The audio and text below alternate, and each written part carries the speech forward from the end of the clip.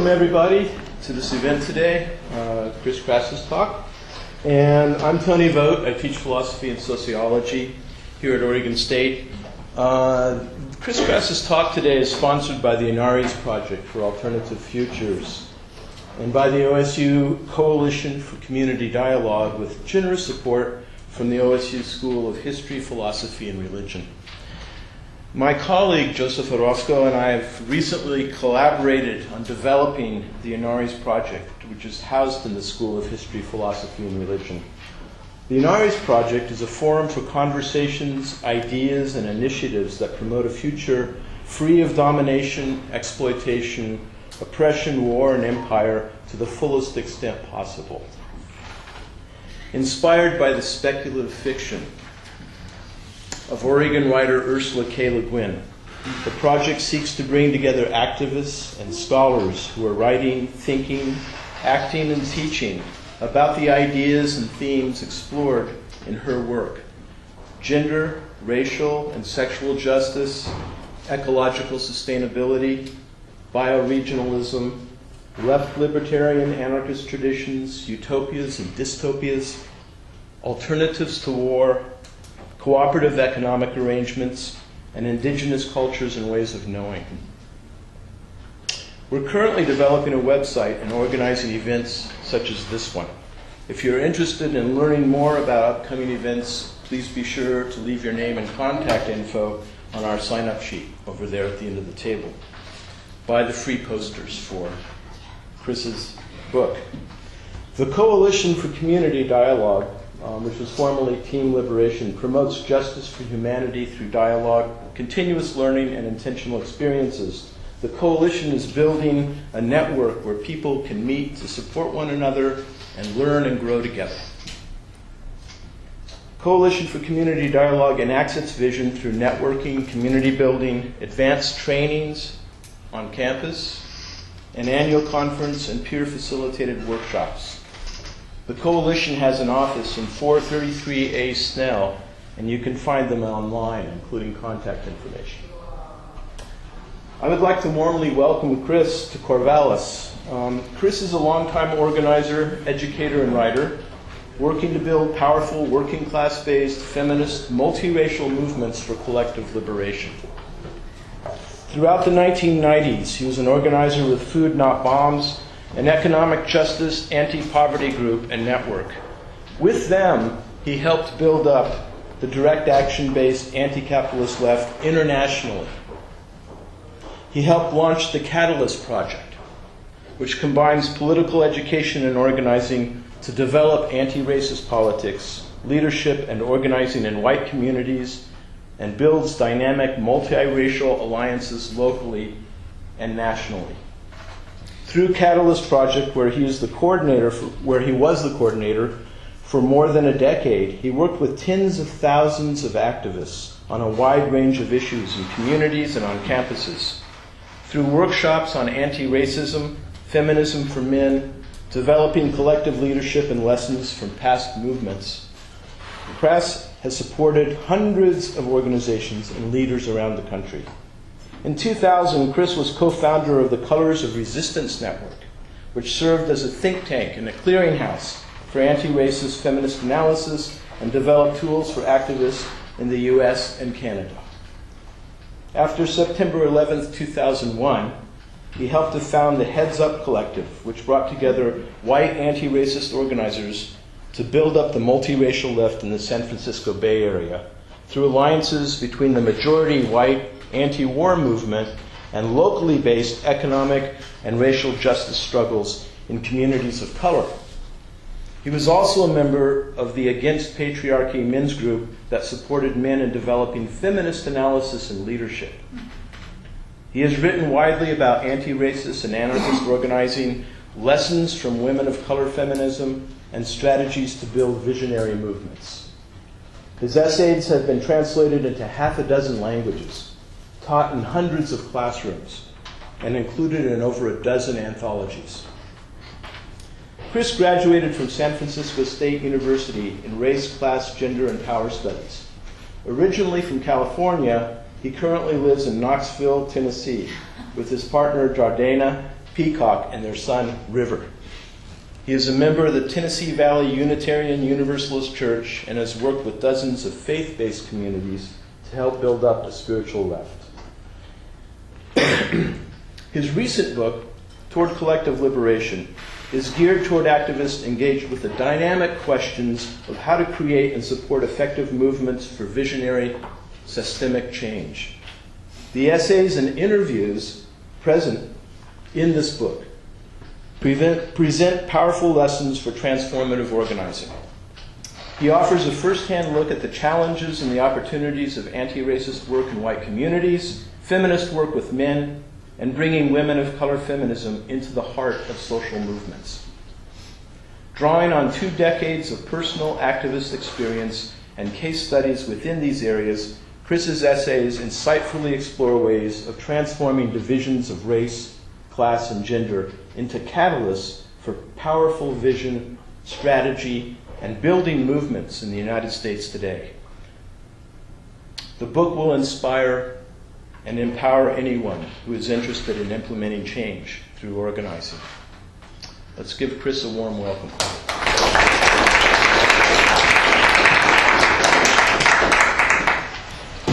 Well, thank you so much. It was amazing. It's like the story of my life. I was like, oh my God, it's like flashbacks. I was a small kid growing up. So thank you for that very sweet introduction, and it's really nice to be here. Some really important people in my life have been here in Corvallis and in Oregon, and so it's just a beautiful place to be, both in terms of just the beauty of this place and the environment, but also just the people who are here in this community and who are committed to social justice, and having a project like this at the campus. I mean, like what you all are trying to do, I feel like it's at the heart of what we need to be doing all over the country to be reinvigorating political imagination and building community that's meaningful and bringing our hearts into the work and learning from traditions and past movements. So that sounds good to me. I don't know, how does it sound to you? It sounds pretty awesome. You all have some cool stuff. So let's give some love to the folks who are building that project here.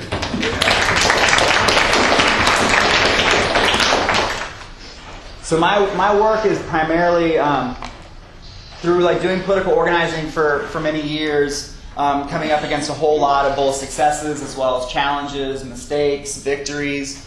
After about 15 years of doing a lot of grassroots organizing, I was kind of coming to realize that there was a tremendous amount of need to develop leadership for liberation, and to help support, and that doesn't mean individual one-person leaders, but a culture of leadership to help us really bring our ideas and our values into the world. So we're going to talk some more about, kind of focusing on this concept around social justice leadership. But let's just get a little bit more clear together. So what do we mean by social justice? What does social justice mean to you? It's kind of an umbrella concept. But so if you were to imagine waking up tomorrow and what you imagine social justice to be, if it were to exist in the fullness of what you imagine it to be, if it were to exist tomorrow in the way that you envision it, what would it look like? And again, I invite people, some folks are like, oh my God, I've been dreaming about this for 20 years. Some people are like, social justice, I'm still not totally sure what we're talking about here. Wherever you're at on that question, wherever you're at in terms of your thinking around this stuff, it's fantastic to be here. Because we all start someplace, and we all come into this conversation with different experiences. So this isn't about who's the most advanced thinker or who's the best activist on campus. It's about how we as a people can work together to get free. So let's work together to get free. So what would our vision look like tomorrow? What would be some of the ways that social justice would look? One thing would be incarceration rates in the reference is pretty different. Say more about that. Why would it be different? Because the amount of crime by different ethnicities and minority groups doesn't match the amount of for a black person, 80% of black people who commit crimes are incarcerated, but only 30% of the white men that are commit crimes are incarcerated, and it would be switched to match the actual. Yep. What else? Well, I think going off of that, even like our justice system entirely would just be like reimagined. So like why, like is sending people to jail really the best way to enact a just society? And so I think going off of that, like in my world, like are jails even necessary would be a question. And so it starts to point to some of the stuff around like potentially looking at this like profound disparity, this racial inequality within the justice system. Like that's a positive step forward.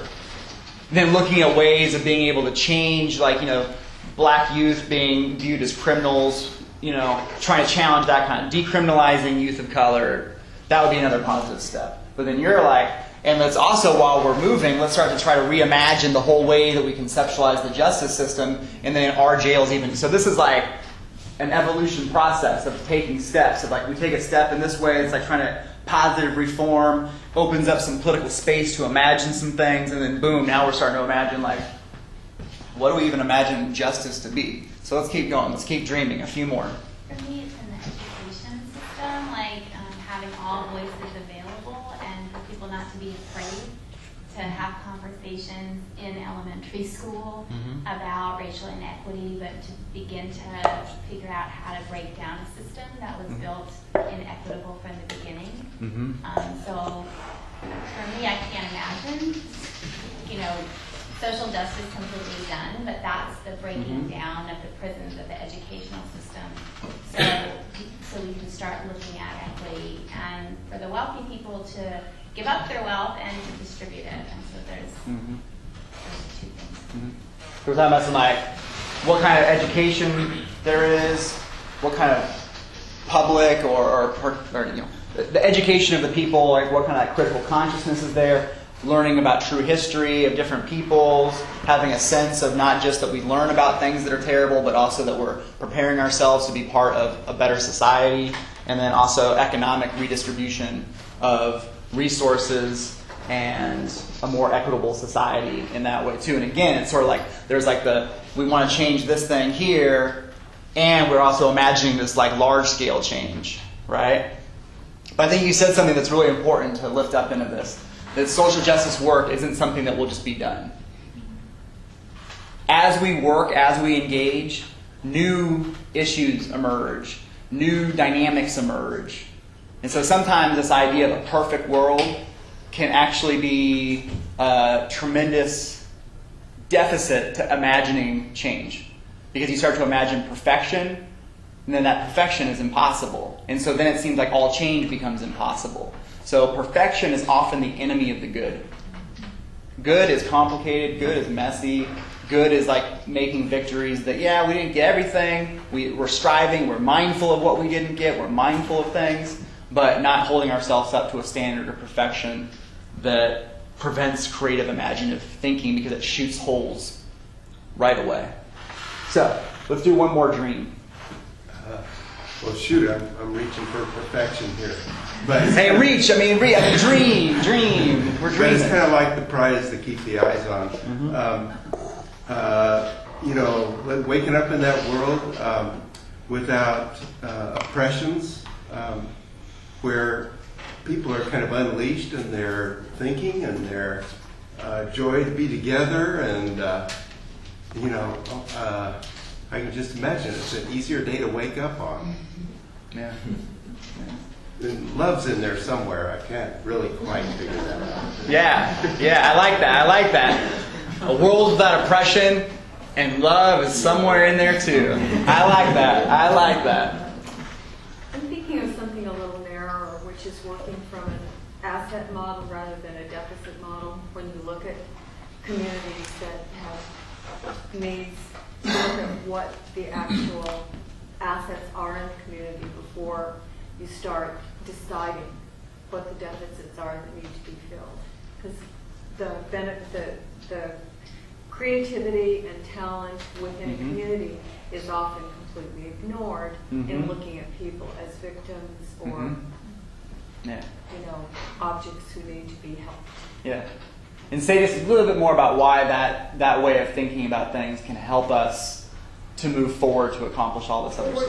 We're looking at people people as equals when we work with them, and asking them rather than, in public health, for example, we've often gone in and done an assessment without actually talking to the people we need to be helping. So what is it that they want rather than what does it do that we think they need? Right. Right. And that hits at both like a positive and one of the challenges around social change, right? It's like sometimes social change will actually reproduce some of the problems that we're trying to simultaneously address. So like a community that's been marginalized, a community whose leadership has been ignored, leadership has been incarcerated, leadership has been attacked, and then this community is like struggling and working to create change in itself, and then people from the outside assuming that they understand what this community is all about, what they need, coming in and like kind of imposing leadership on that community with the goal of helping that community, you know? And so part of what we're going to talk about today is this thing around, we can come up with lists, generally speaking, of what are the problems in society. What are the things that we're working against? There's a whole wide range. I mean, people have said a number of things about what we're, prison, education, different kinds of things. The asset which you spoke to, which is really important, is also about helping us get a better sense of what it is we're working for by listening to different people, getting a better sense of what's the vision that we're trying to work towards. But for those of you who have studied Harry Potter, Harry Potter, there's some important insights about organizing. Hermione Granger, an incredible organizer. She transforms the whole thing from individuals fighting Voldemort to collective efforts. Hermione Granger, an important person to study. So in Harry Potter, there's Voldemort, right? And I won't say too much for those of you who haven't yet studied this struggle. So there's Voldemort, right? He's the leader of a right-wing fascist army. He's trying to destroy the wizarding world, take over Hogwarts, destroy critical consciousness, liberatory education, trying to impose this racial hierarchy of against mudbloods and purebloods and this whole supremacy system, right? And so we got Harry Potter, Hermione Granger, Ron Weasley, who comes from a long line of working class struggle. The Weasleys, a powerful working class culture dynamic that is important to study as well. And so you got in Harry Potter, you got this resistance to Voldemort. Well, over time, we find out that Voldemort isn't just this thing, this person and this force out there in the world that we're opposing. Harry comes to realize that Voldemort's in his head. And so white supremacy, patriarchy, capitalism, these are things that we can identify, institutions. There's real people. There's real people in positions of power who are making decisions that we need to know about, put pressure on, work to challenge. And this stuff gets in our heads as internalized superiority for men around gender, internalized inferiority for women, genderqueer, transgender people around gender, internalized superiority for white people. And so transformative organizing is about how we look at changing not only and it's not only in this light way. I mean, we're working for substantial systemic change in the world around the justice system, education, around wealth, inequality. I mean, we live in a more unequal economic times than during the Great Depression. The average CEO makes in one day what the average worker makes in a year. So there are real, substantial things that we are working to change.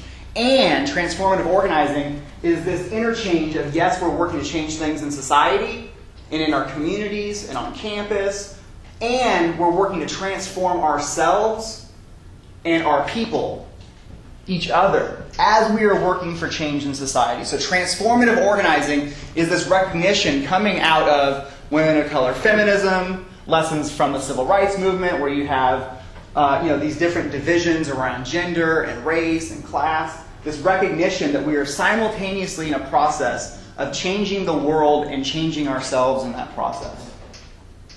So there's one more hand before we keep going, because I just want to jump back. I know it was a minute ago, but if you had anything you wanted to bring in before we keep going here. I was going to say that when I imagine social justice to it, it's not really like utopia. Like, I think I imagine it more as something that's uncomfortable because it's not the norm. Although, like, I am striving for it because, as like, you know, there's going to be a part of me that's going to be uncomfortable claiming power that I don't usually have because I'm a woman. But there's going to be a part of me that's uncomfortable giving up my white privilege, and I think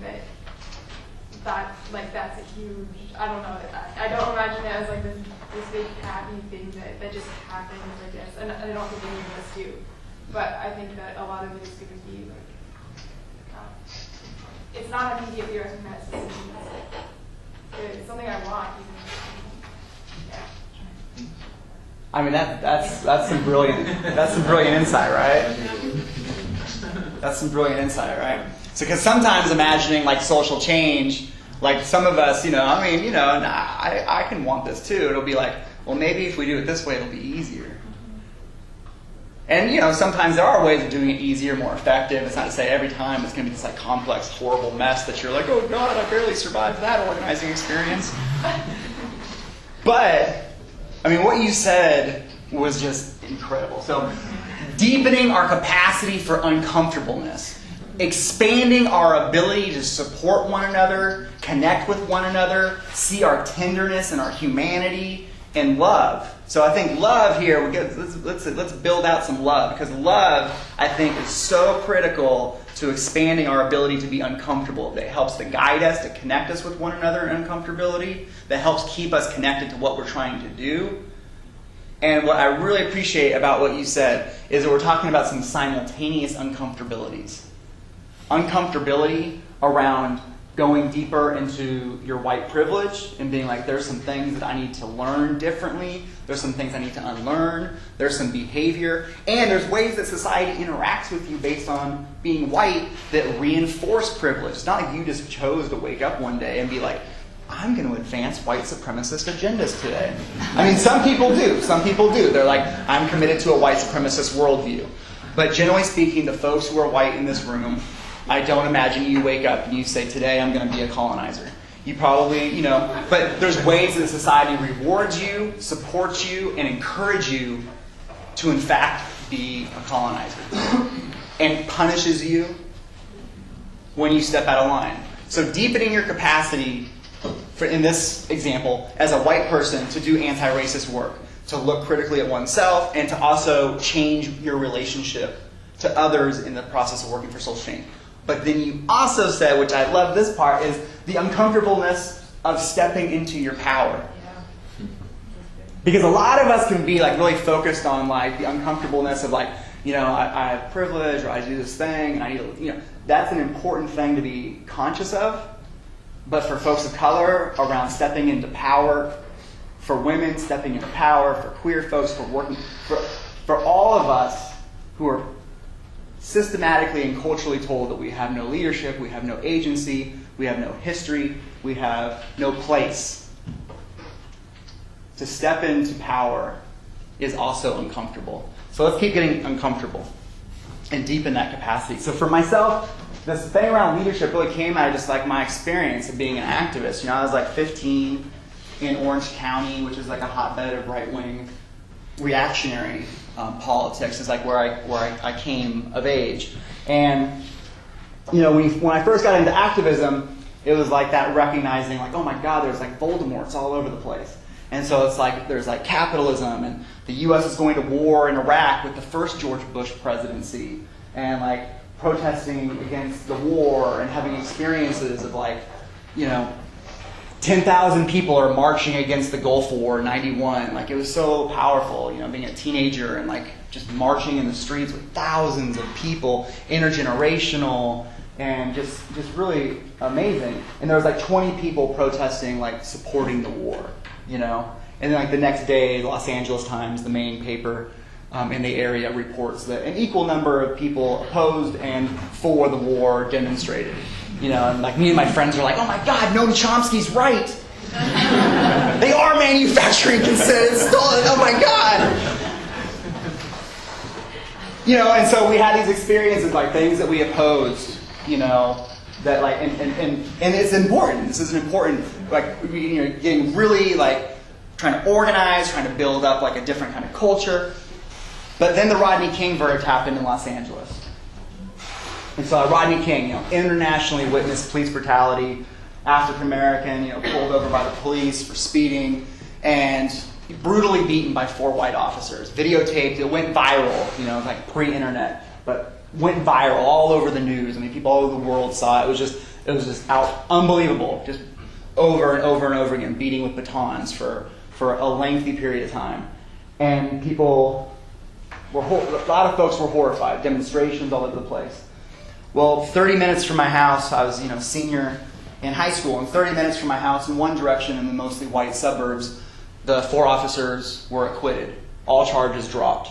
Echoes of this felt very strongly with the recent Zimmerman verdict in Trayvon Martin. Acquitted, charges, no charges. Well, 30 minutes in another direction, in the multiracial, mostly working class Los Angeles, thousands of people are protesting at the police headquarters, smashing windows of corporate offices, the LA Times, flames erupt. And it wasn't just the flames in Los Angeles that were burning. My whole, trying to have some sort of analysis as a white person around race meant being colorblind. That was the framework offered to me. Be colorblind. It's what's colorblind? What does it mean to be colorblind? You don't treat anyone differently. You don't see anyone as being different than anyone else. Right. So there's an aspect that's sounds positive, don't treat people differently. Mm-hmm. And the way you get that is to don't see difference. And so as a white kid growing up in this society, no one said, hey, everything that has ever been done that's important has been done by white people. But that's how I was raised. I mean, that was all the people around me, who I saw in my textbooks, who I saw in my school, my classrooms, all that kind of stuff. And the colorblind framework was essentially try not to imagine anyone isn't white. Try not to see any difference. As awkward as it is to be talking to people and being I don't recognize that you are anything but white. It's just a horrible framework, And so up in flames that went. But a friend of mine, this guy Terrence, so we were social justice activist crew, mostly white. And Terrence, he's the only African American person in our crew. And he was a couple years older than a lot of us. And he comes over to my parents' house, the Rodney King verdict. And he says, you know what, I need to tell you what the Rodney King verdict means for me. We're all friends, we're all in this together, we've been doing this kind of work, but right now I need you to know what this is about for me as a black man. And he started talking about his experiences of being racially profiled, experiences of racism, his experience of walking towards his high school in a mostly white middle-class suburb, one of the few students of color. He's on his way to the graduation, going over his notes because he's about to deliver the valedictorian speech. He's the class valedictorian. The police stop him in front of the school, and they assume that he's there breaking into cars during the graduation. And they don't believe him. They don't believe him that he's on his way to graduation. They think he's lying, and they start searching him.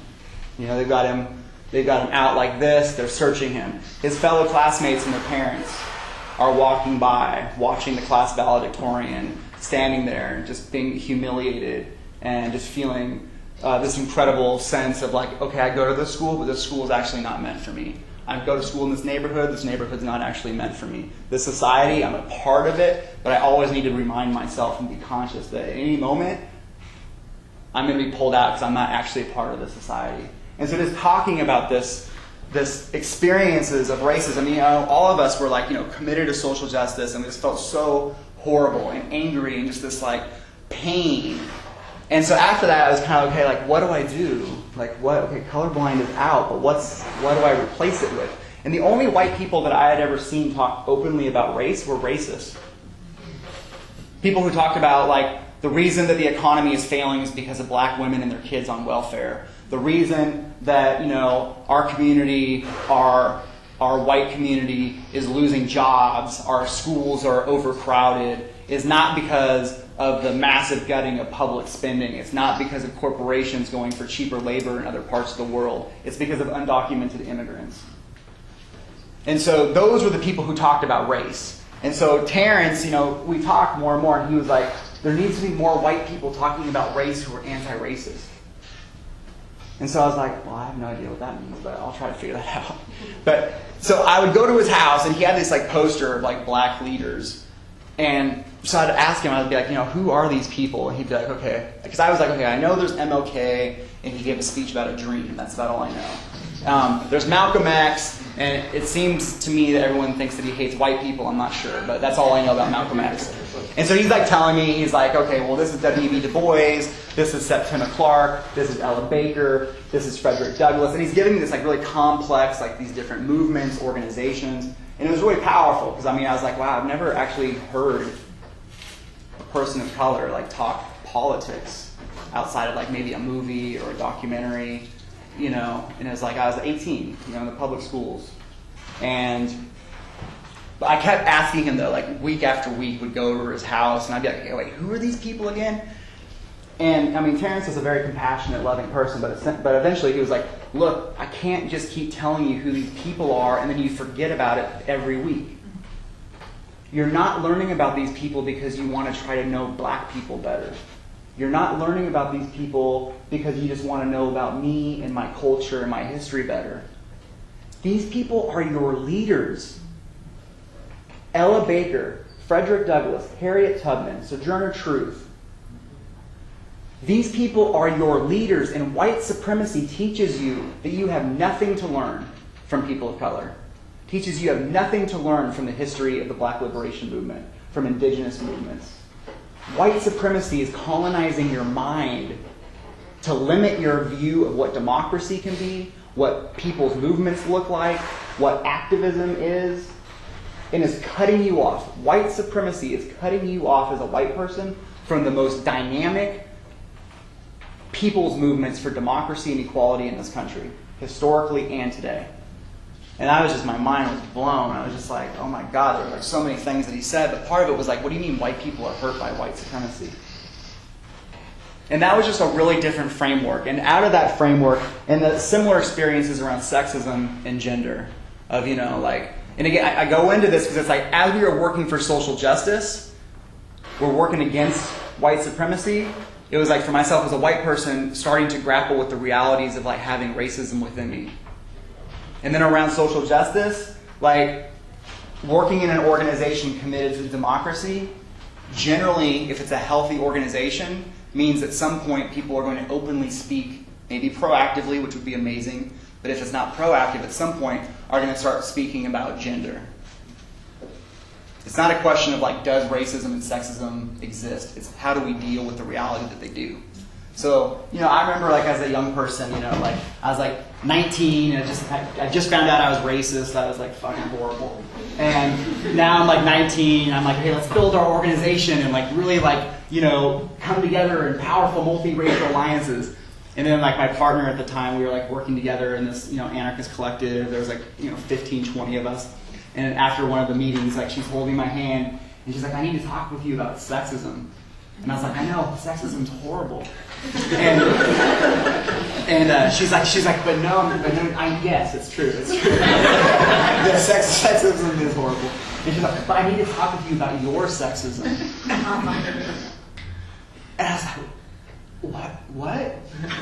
And all of a sudden, it felt like the air had been like knocked out of me.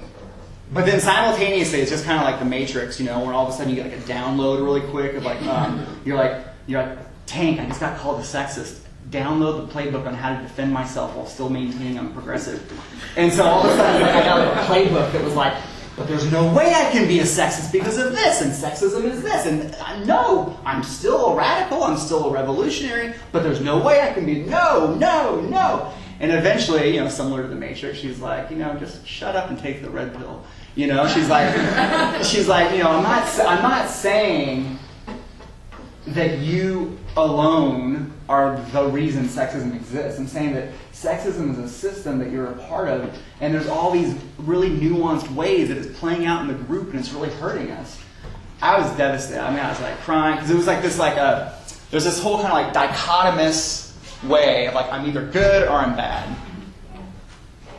And like if there's like some kind of recognition of like, oh my God, like I have internalized sex, it's like my whole sense of self was like crumbling. But it's like, thank God it crumbled.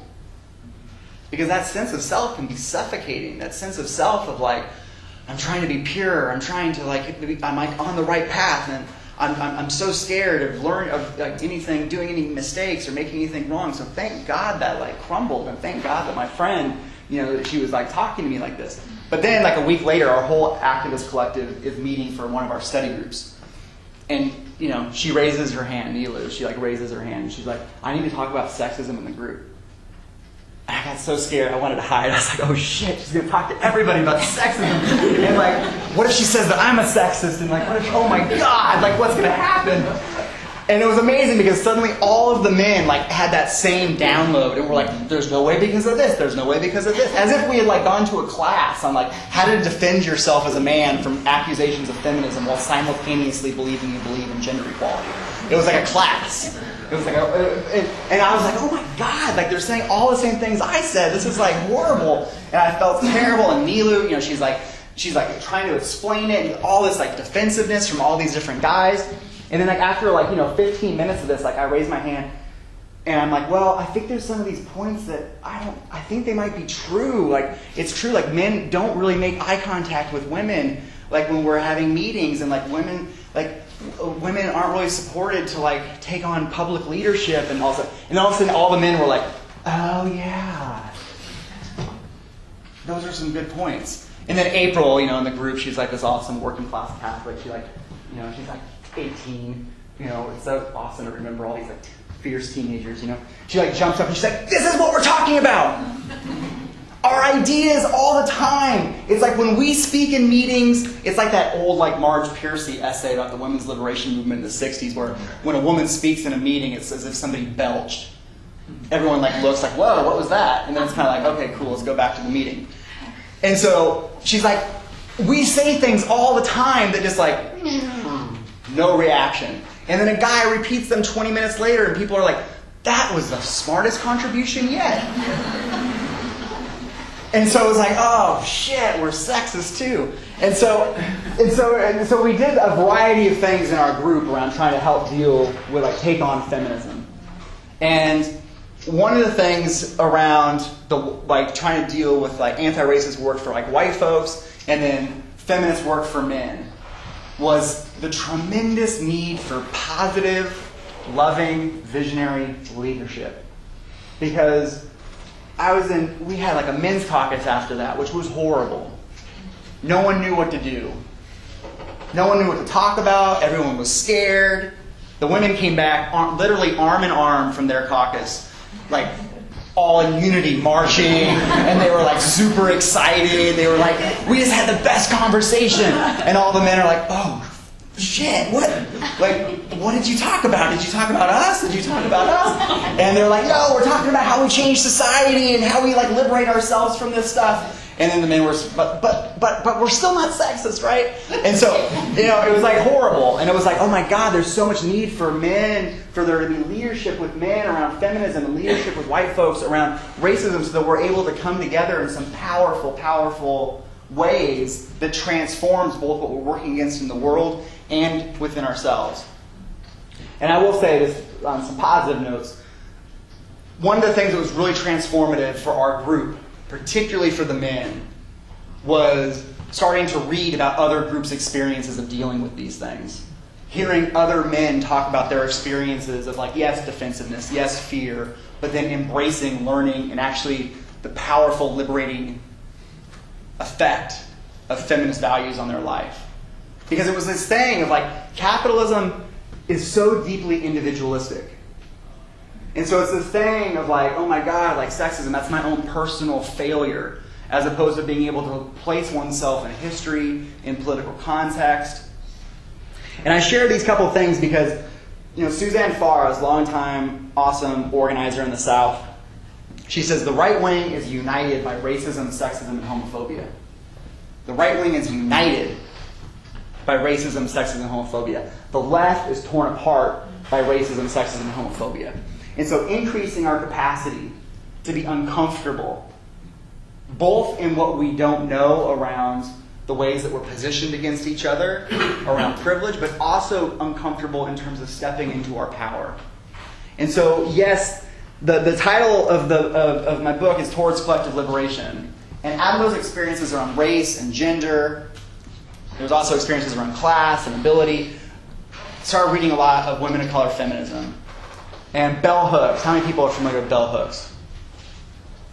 Yeah, so bell hooks. She's an incredible black feminist scholar. She put out this concept around collective liberation. And it was like, and it's in this essay that I highly recommend people read if they haven't already, because it expands on what we said about the love.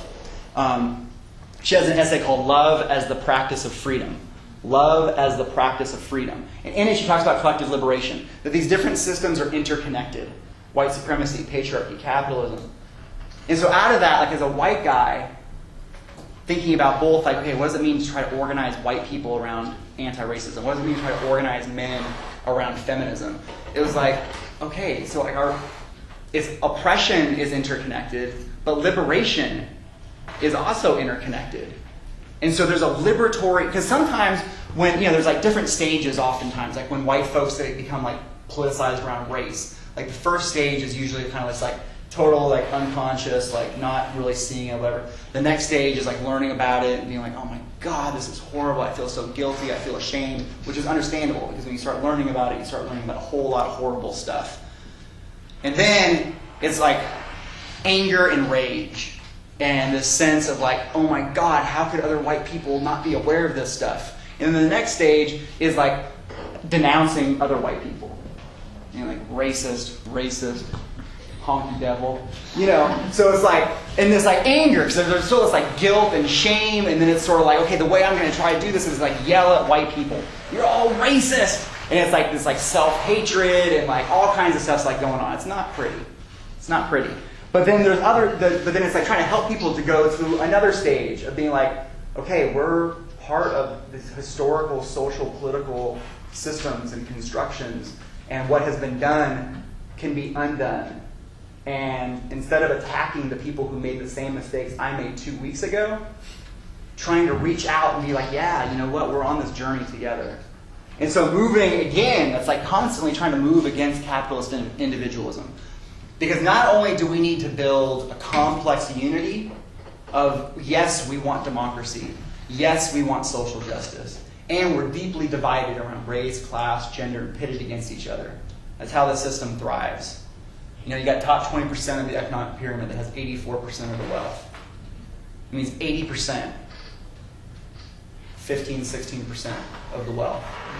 So that's maintained by people hating each other, fighting each other, tearing each other apart, not believing in the ability to transform society.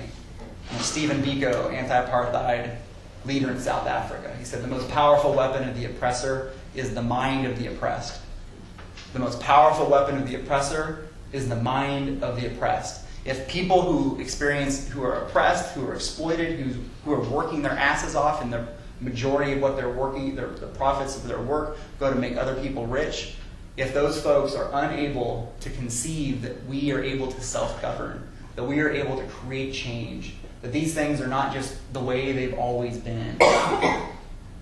Because the way things are now is not the way things have always been. They had to create laws to prevent interracial marriages because people were doing it. They had to create laws to keep people from different racial groups from coming together to organize against being indentured servants and enslaved Africans because people were doing it. Things are not always what they are now, and they're not always going to be what they are now. They can get worse, but they could also get better, depending on our work. So collective liberation was this, okay, how do we have a liberatory vision of what it is we're working towards? And so how to organize different communities, wherever we are, but from this place of trying to build. So I got a few little things here around like trying to create effective and healthy leadership. Because coming out of all of this, it's like for social justice work, we need to be leaders who are able to hold some of these complexities.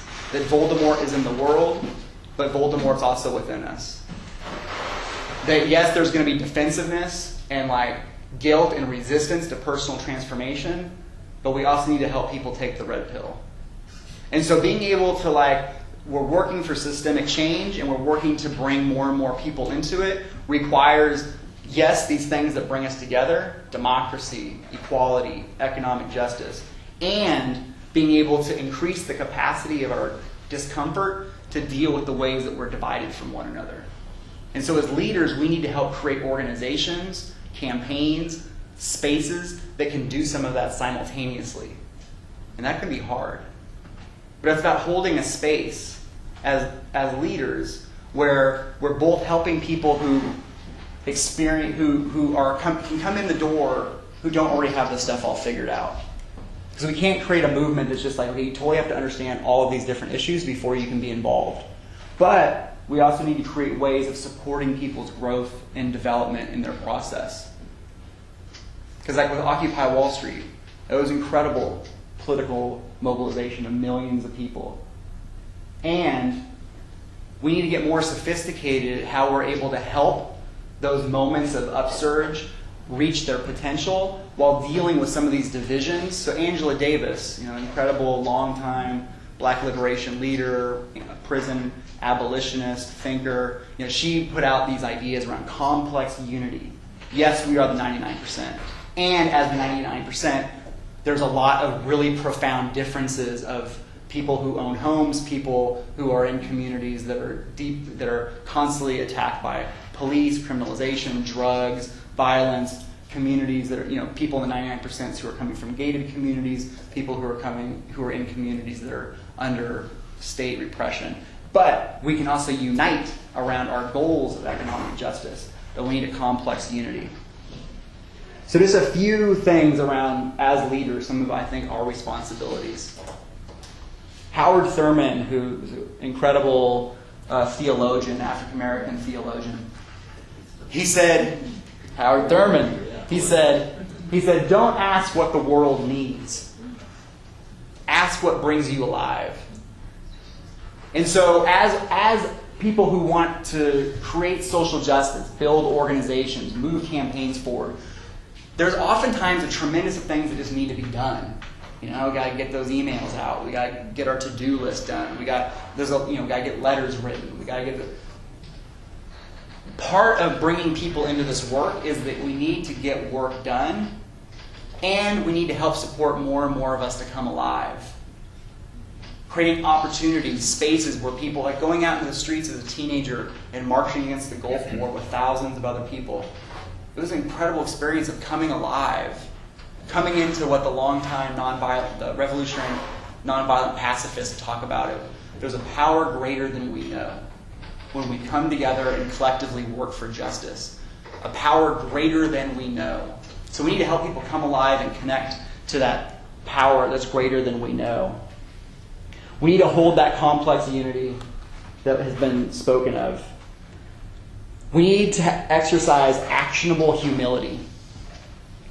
So my friend Rachel Luff, this awesome feminist scholar, she says, we need to have actionable humility. Because sometimes leadership in this society is about telling everyone what to do, having all the answers. But for liberation leadership, it's about creating, again, a culture of empowerment, a culture of not power over others, but power, as Starhawk talks about, power with. And so actionable humility is for leaders that sometimes the most important thing we can do is listen, which was said before. Listening to other communities, listening to other people. And so when a white person says something problematic, instead of another white person jumping on them and being you're a horrible racist, trying to be curious, trying to go deeper with that person, trying to bring them closer into trying to understand what's really going on. And sometimes it can be really stark situations. I had a friend who, working class family, she went to college, she got radicalized at college, she went back to her working class family, and her mom said something they're a white family, and her mom said something about, it's really horrible how all the illegals are being deported. And my friend, just got back from college, and she'd been really studying all this stuff and deconstructing the term illegal. She was like, Mom, how could you use the term illegal? That's horrible. That's so racist. And so then the whole conversation focused on how her mom was being a racist for saying illegal. And then later she was like, oh my God, my mom was essentially expressing this solidarity and breaking through the socialization and historical divisions of white working class people with immigrants of color, and she used the wrong language. But is language what we're talking about, or is like profound, human compassion and solidarity? So it was just this thing, like being able to listen. I'm not saying that all the times that we hear people saying things, we're just missing the obvious, like that situation. That was more of a profound. But being able to listen to people as white people listening to communities of color, as men listening to genderqueer, trans, and women about the leadership that is so often like, don't listen to women's voices, don't listen to feminine sounding voices. And so that listening, but then also actionable humility around asking people, not just listening, but also then asking questions of like what people think should be done or what things can improve things. But then the actionable part is sometimes humility can mean that you like disappear against the wall and you're kind of like, okay, I hope everybody solves the world's problems and then I can like jump in too because I don't want to make any mistakes. Like how many people are afraid of making mistakes? Making mistakes suck, right? But they're part of the process. But sometimes the fear of mistake can be like, okay, I remember at some point when I was like reading, I was like, okay, I'm racist, I'm sexist, it's fucked up. It's like almost like kind of at a moment of being like, it seems like the most liberatory thing I can do is like stay in bed and like not go out into the world, And it's like that's not the vision, that's not the goal. The goal is not to like heighten people's awareness of the like profound divisions in society, and then people just to be like, okay, so I'm just gonna like stop interacting with people. It's that we build opportunities for growth and collective coming together, and that there are mistakes, but again, we have leadership that is able to help in a culture of leadership that supports people to learn through the mistakes, as opposed to like, you made a mistake, here's the door. We made mistakes, you know what? I'd make mistakes too. And let's learn from our mistakes, because you know what? We're going to make mistakes because it's uncomfortable. We're going to make mistakes because this history wasn't taught us. We weren't socialized. We weren't encouraged to have anti-racist feminist principles guide the ways that we engage the world. But we can. But we need to develop them together. So actionable humility. And then another one, which has already been said, which I was so happy about, was this assets-based approach. And that's, as people who believe in social justice, a lot of our initial kind of understanding of things often comes from our experience or from reading about things, but this being able to develop a critical eye towards the institutions that fail us, fail our communities, or fail other people's communities. Of like being able to see the problems around us, which is important, very important. But sometimes the sharp knives of critique can then be directed towards each other and ourselves. It's like how many people can like kind of walk into a social justice effort and be like, well, that's fucked up, that's messed up, that's screwed up, that person's an asshole, this is hypocritical, this will never work, I'm out!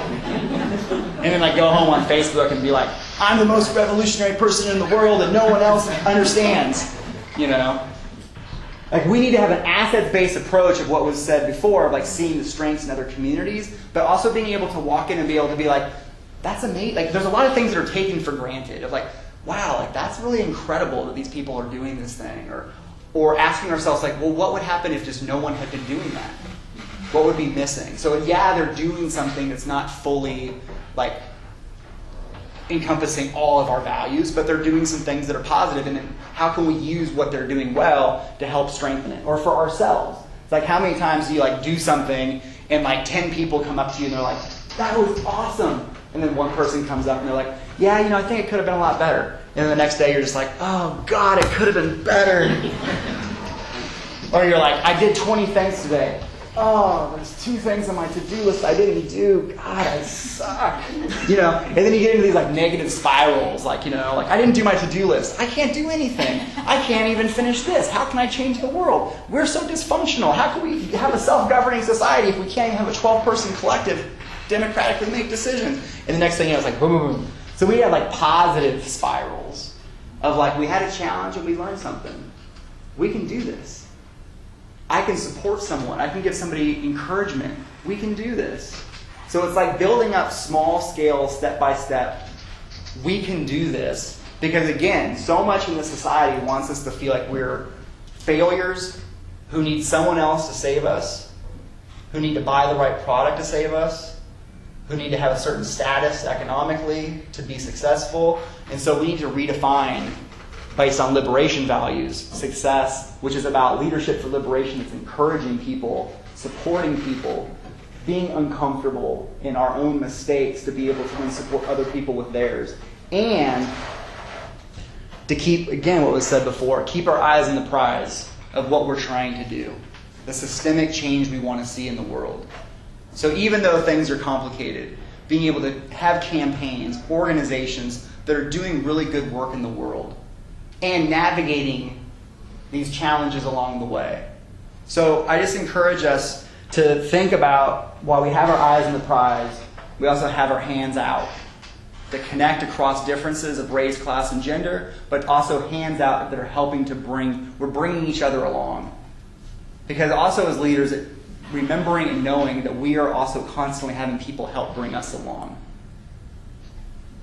And so not just being brought along by mentors, friends who have encouraged us, who have supported us, being able to really, and this is like particularly one of the things around feminism for men, is like being able to really see the complex web of emotional support and work that is often undervalued in this society.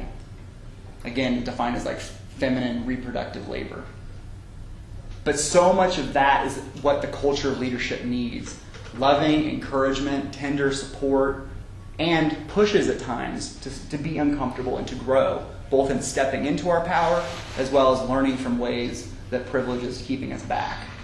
And so, eyes on the prize, hands reached out, and remembering that we need to build a broad-based movement of millions of people to do this. And it starts with each of us reaching out and working with the folks in our lives, one-on-one, in small groups, in large campaigns, and knowing that all over the country and all over the world, there are so many people with these values, with these commitments, who are doing incredible work. So to close, Voldemort can be brought down. The red pill is an important process, but we need leadership to help bring more and more people who are freeing their minds to come into collective action, to engage in the work. Mistakes are part of the process. Let's build complex unity, and let's win. Sound good? All right.